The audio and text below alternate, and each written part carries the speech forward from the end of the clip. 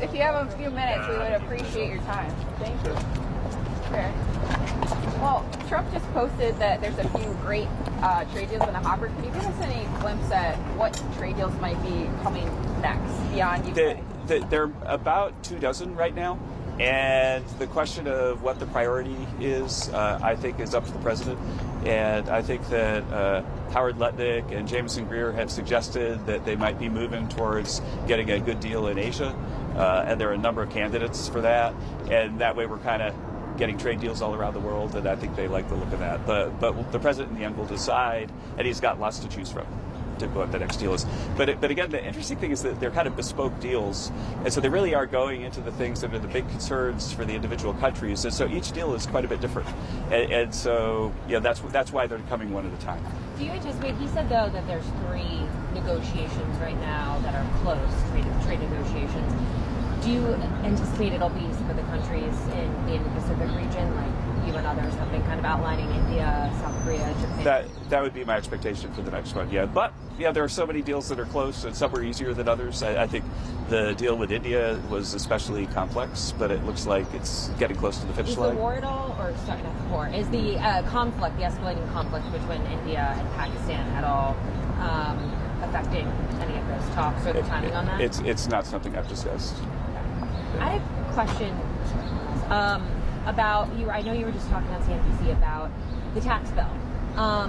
The president posted this morning that he would be okay with raising taxes on the rich. Is that something that is being seriously considered in this bill? I know that one of the key problems right now is the president has a lot of very expensive priorities, some of which he laid out, tax on tips or tax on overtime, and how to pay for it. So I'm curious. The president is not a strong advocate of that, but he is a strong advocate of many things like no tax on tips, no tax on overtime, and nice treatment for auto loans. And he has cited his priorities, and he understands that in the end, the final bill will include some priorities of members of the House and the Senate. That's how the democratic process works, and that's really what this conversation is about. But how do you expect to pay for so many of the president's priorities that you laid out? Well, the budget rules in the House and the Senate are very clearly identified that include spending cuts and so on, and they don't include dynamic scores. And so in the fullness of time, with the spending cuts that we're achieving and the dynamic score of the tax bill, we're highly confident that we're going to reduce the deficit and make bond markets celebrate. And we're already seeing that with lower interest rates right now. And you think you'll be able to get all those priorities in the bill? I think that the president's top priorities have been communicated, and I have not seen anyone suggest that they're not going to be in the bill. On China tomorrow, Trump said today 80% would be okay. It will come out tomorrow what happens as a negotiation. So you don't anticipate any drop in tariffs before those talks? I think that everything will happen while the talks are happening. Wow. Okay. Not before. Yeah.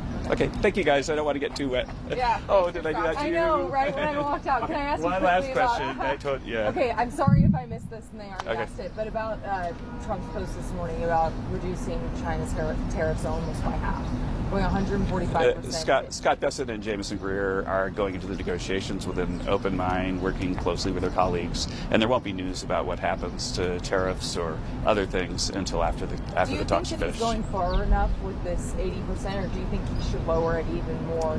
All that will be worked out during the negotiations in Geneva. So. Okay. Thanks. Thank you so much, Kevin.